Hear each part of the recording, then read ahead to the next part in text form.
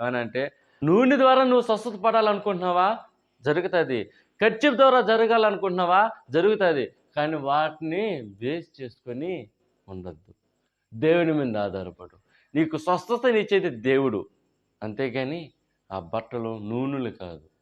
ఇక్కడ ఆ స్త్రీ కూడా ఆయన వస్త్రం పట్టుకునే కదా స్వస్థత పట్టుకునేది. హల్లెలూయా.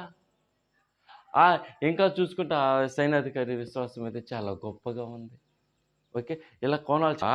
ఈ నమ్మకం అన్నా విశ్వాసం అన్నా దానికి ఇంకో పేరే ప్రేమ.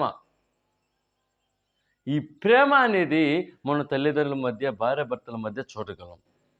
కానీ అది పరిపూర్ణమా కాదా అనే దానికి ఒక మాట చెప్తాను. కొరింథీలో ఉంటుంది అనుకుంటా. ఏమన్నా తెలుసా?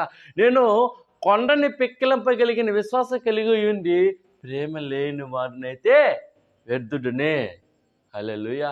అంటే ఇది ఎలా చెప్పాలి అని అంటే, విశ్వాసము ప్లస్ నిరీక్షణ ఈక్వల్ ప్రేమ.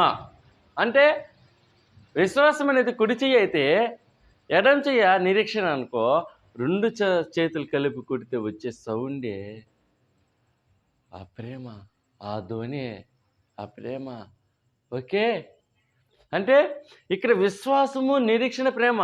1 కొరింథీలో చెప్తాడు కదా,